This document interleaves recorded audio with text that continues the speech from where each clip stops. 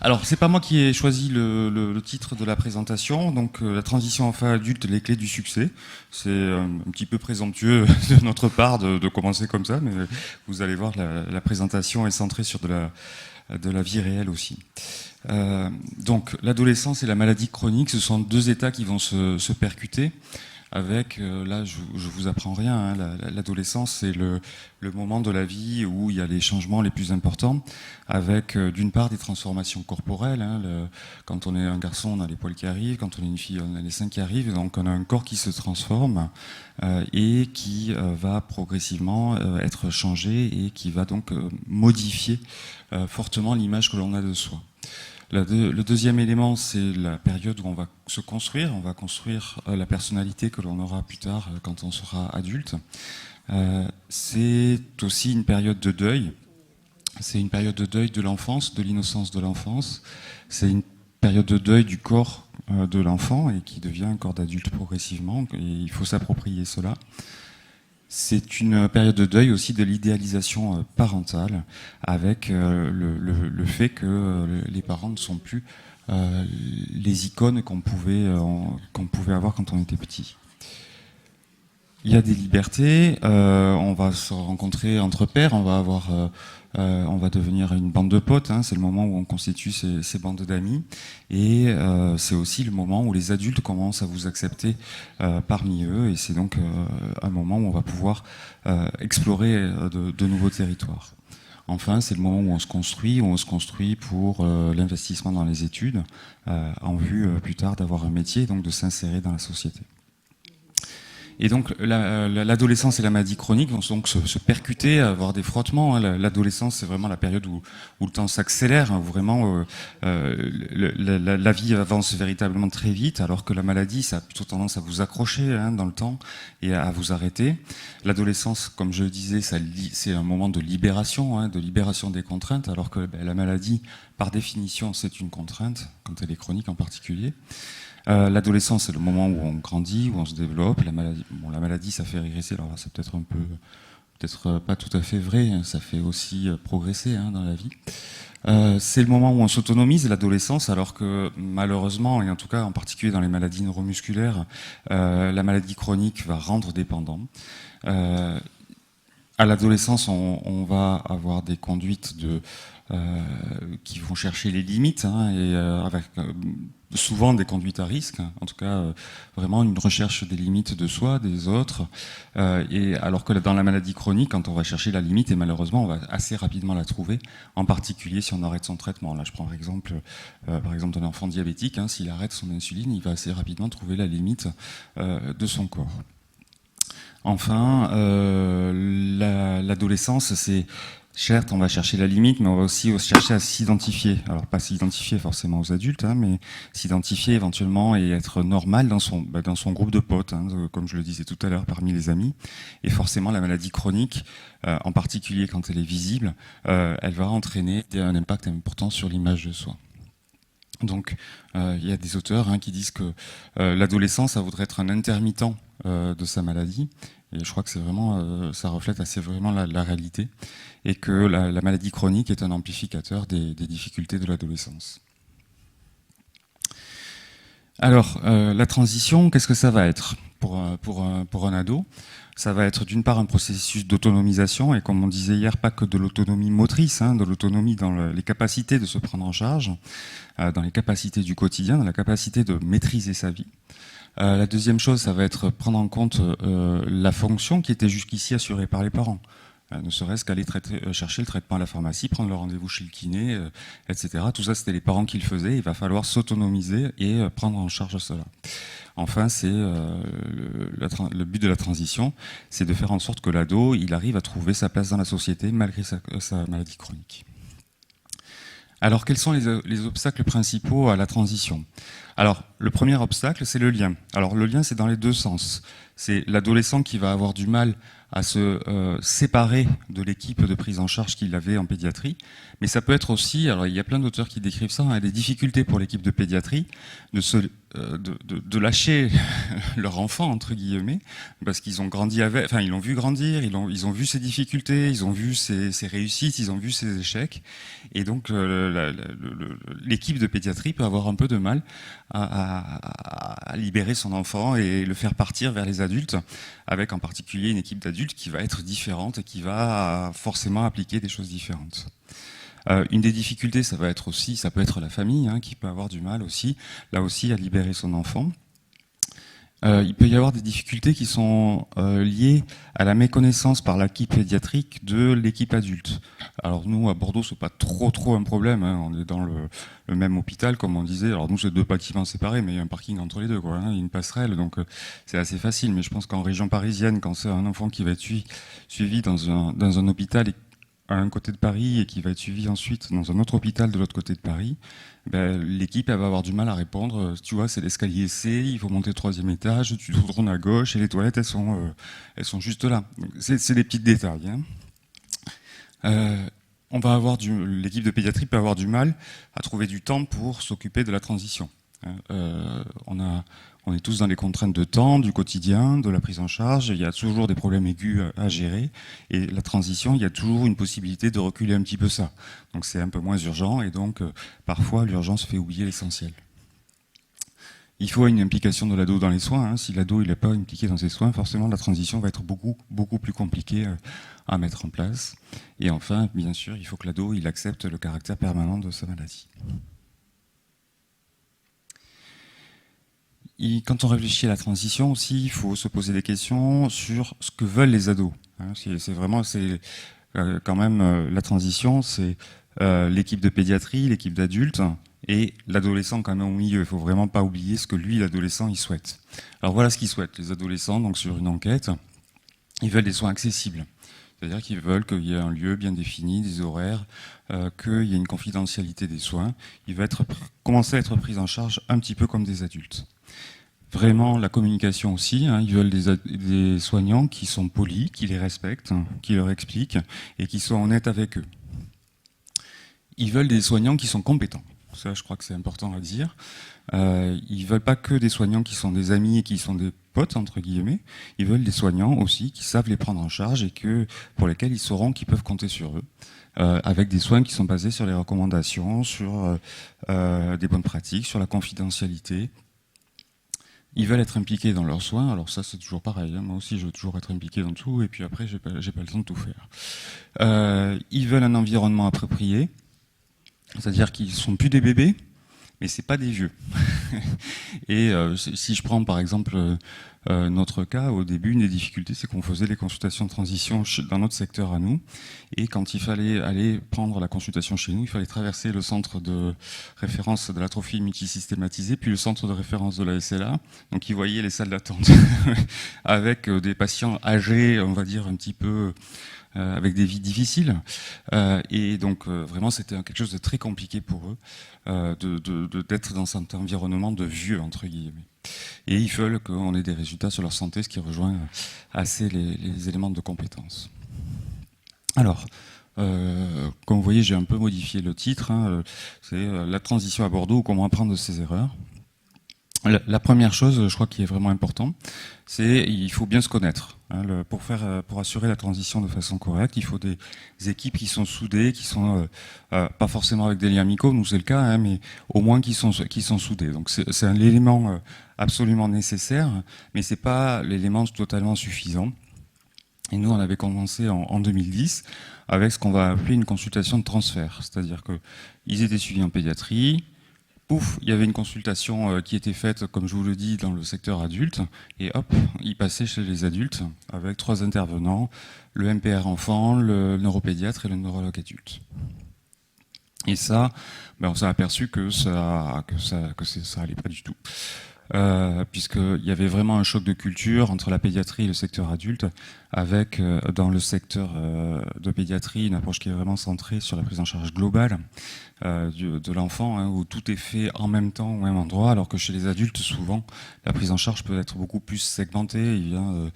Nous, par exemple, la cardiologie n'est pas sur le même site, donc ce qui complique, ce qui peut compliquer le suivi, et donc qui fait qu'ils vont aller voir le cardiologue un coup, le neurologue un autre coup, et donc une prise en charge qui est très différente. Il y a une intégration des parents en pédiatrie qu'on n'a pas, chez les adultes, on n'a pas du tout l'habitude. Chez les adultes, on a un patient en face de soi et on ne va pas appeler les parents du monsieur de 70 ans pour savoir s'ils sont d'accord ou pas avec la prise en charge qu'on est en train de faire.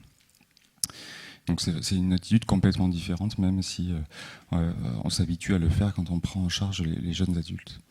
Ensuite, il y a l'accompagnement à la décision qui est très différent chez l'enfant, où il faut entre guillemets manipuler, c'est pas un bon mot, mais il faut amener l'enfant vers une décision, alors que chez les adultes, on va leur donner les éléments d'information, on va décider avec eux, certes, mais on va être beaucoup moins dans l'accompagnement, dans la prise de décision.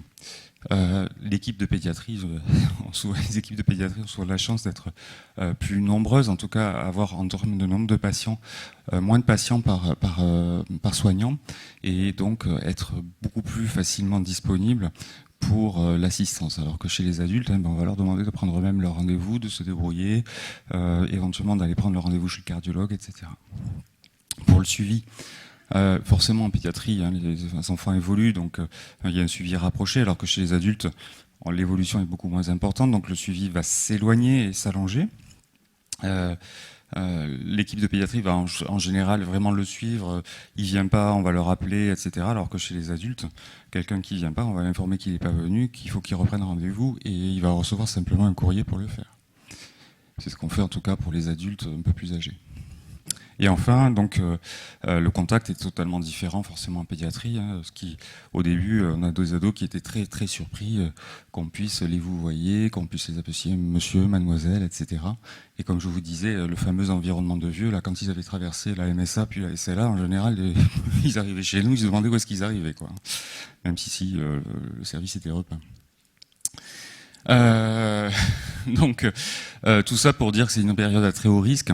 Alors c'était pas le cas chez nous. Alors j'ai pas les données chez nous. Je peux pas vous dire parce on collectait pas la data, mais c'est vrai qu'il y avait des perdus de vue et il y a des études qui parlent de jusqu'à 30% de perdus de vue au moment de la transition et 50% de premières visites qui n'étaient pas honorées, donc qui nécessitaient de recontacter les patients. Donc, je ne peux pas vous dire chez nous, mais l'expérience, clairement, c'était qu'on perdait du monde en route et que c'était pas bien, qu'on travaillait pas correctement. Alors, comment on a travaillé pour améliorer le suivi? Alors déjà, on a complètement changé le travail. On a imaginé que la transition, c'était plus du tout un transfert à un moment T, mais que la transition, ça devait être un processus continu qui s'amorçait 1 à 2 ans à peu près avant le transfert, entre guillemets. Donc on a arrêté, on avait au début des critères d'âge, on disait que c'était à 16 ans qu'il fallait les transférer. Alors maintenant, on n'a plus du tout de critères d'âge. Alors forcément, on les transfère pas à 10 ans. On les transfère à partir de 16 ans et jusqu'à une vingtaine d'années. C'est l'équipe de pédia qui choisit le moment le plus important en fonction du souhait de l'adolescent. Il faut que ce soit validé par la famille. Il y a quand même une condition, c'est parce que nous, les médecins d'adultes, la puberté et la croissance, c'est pas du tout notre truc. Donc là, il faut que ce soit clairement achevé pour que nous, on n'ait pas à gérer des choses pour lesquelles on est totalement incompétent. On a changé de lieu, tout bêtement. On est parti du service de neurologie, on est allé dans le service de MPR, tout simplement parce que le lieu c'est un petit bâtiment sur le côté, avec une grande salle, avec un milieu qui était beaucoup plus adapté en fait à la prise en charge de ces patients. Et donc la préparation se fait 1 à 2 ans avant. Donc il faut débuter tôt le processus. Et c'est un processus qui est clairement pluridisciplinaire, qui doit engager toute une équipe. Alors, au-delà de ces réflexions qu'on a mises en place depuis, donc, je dirais, le début des années 2010, par-dessus s'est greffé le plan national maladies rares avec un des axes principaux qui était améliorer le parcours de soins. Et dans ce cadre-là, il y a eu des financements pour des plateformes maladies rares sur, je pense, la plupart des CHU. Et nous, sur Bordeaux, on a fléché 50% du budget de cette plateforme maladies rares vers la transition. ce qui a permis de recruter. Alors c'est toutes les maladies rares. On s'est dit qu'il y a les problèmes, de nombreuses problématiques étaient communes, pas que pour les maladies neuromusculaires, mais pour d'autres maladies rares, que ce soit les maladies rénales, les maladies endocrinologiques, les maladies auto-inflammatoires, etc. Et donc ça a permis d'engager une puère à temps plein et une psychologue qui sont dédiés à cette activité-là. Et donc de créer la cellule CAPADJA par les collègues de pédiatrie. Donc le but, là c'est un peu général, c'est l'accompagnement pluridisciplinaire, psychosocial pour mieux se connaître, s'épanouir, consolider les savoirs. Donc c'est basé sur de l'éducation thérapeutique, comme vous pouvez voir sur les mots-clés qui sont présents sur cette diapo. Le processus est engagé, donc les finances, on les a depuis 1 an et demi à peu près. Le processus s'engage avec les premiers ateliers qui ont été menés cette année. Avec, là je vais vous le montrer après, donc il y a d'abord une consultation de diagnostic éducatif, et je vais vous montrer qui se fait à l'hôpital pédiatrique, qui est faite donc par cette infirmière puéricultrice. Donc il y a des outils, je vais passer rapidement sur les outils, en particulier il y a l'échelle Good to Go, qui est une échelle qui permet de savoir si l'ado et sa famille sont prêts ou pas pour la transition. Échelle que j'ai découverte là, qui m'a semblé fort intéressante. Et là, je vous présente le cas du petit Louis. Et le petit Louis, il a 18 ans, je crois. Il a une maladie de Becker. Et la consultation d'éducation, de diagnostic éducatif de transition, elle se fait sur plusieurs axes.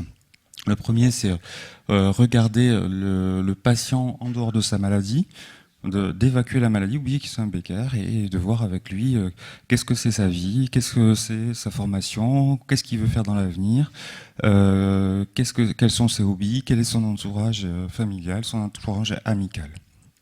Deuxièmement, on va se centrer sur la maladie avec savoir ce qu'il comprend de sa maladie, ce qu'il sait de sa maladie, parce que finalement on lui pose pas toujours la question de savoir ce qu'il a compris, parce que ça fait des années qu'on le suit et on a peut-être un peu arrêté de discuter avec lui sur ce que c'est que sa maladie.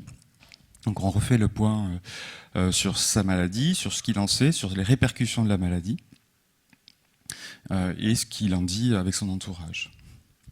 Ensuite, le on, il n'est pas du tout nous. Le on, c'est l'équipe de pédiatrie. C'est pas moi qui fais ça. Le niveau d'autonomie.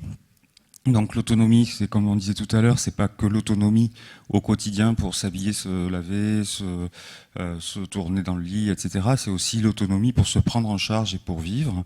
Donc ça va être, par exemple, pour son traitement par ramipril à visée cardio, c'est comment le ramipril arrive depuis la pharmacie jusqu'à sa bouche. De savoir si c'est papa ou maman qui y va, si c'est lui, qui c'est qui y pense, qui c'est qui pense aux prescriptions, pareil pour la kinésithérapie, etc. Ensuite, il y a toute une partie sur la représentation du transfert entre le service de pédiatrie et le service d'adulte. Savoir comment est-ce qu'il a compris, savoir comment il voit les choses. Voir s'il y a des appréhensions, des craintes, des fausses représentations.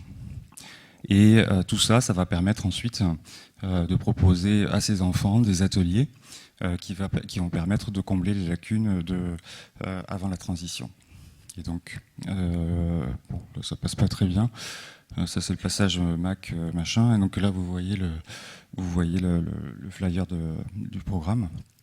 Donc, du coup, maintenant, on a ritualisé complètement cette transition pour qu'il y ait un rite de passage, entre guillemets, entre le passage enfant-adulte. Donc, il y a maintenant la prise de contact avec l'équipe CAPADJA qui se fait 1 an avant la transition.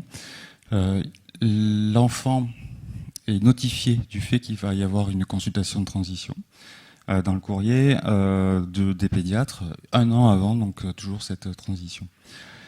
Pour la transition en elle-même, la convocation est envoyée par l'équipe de pédiatrie et il y a quand même les coordonnées du service de la secrétaire de MPR adulte, parce que tout simplement le bâtiment de MPR est un petit bâtiment au fond du parc et que l'expérience montre que c'est compliqué de se repérer dans le parc de pèlerins et de ne pas se perdre. Donc ça c'est important. Et ensuite la consultation elle-même est ritualisée, c'est-à-dire que elle se fait jamais pendant les périodes de rentrée scolaire, d'examen, de fin d'année, etc. Alors les trucs que nous chez les adultes on oublie totalement. Hein. Quand ils appellent chez les adultes, la secrétaire leur donne toujours le premier rendez-vous qui est disponible X mois après. Tandis que là, vraiment, on s'est attaché à faire en sorte que ce soit dans des périodes qui posent aucun problème pour les enfants. Ça dure 1 heure, donc on a un grand bureau, bon, ça on s'en fout un peu.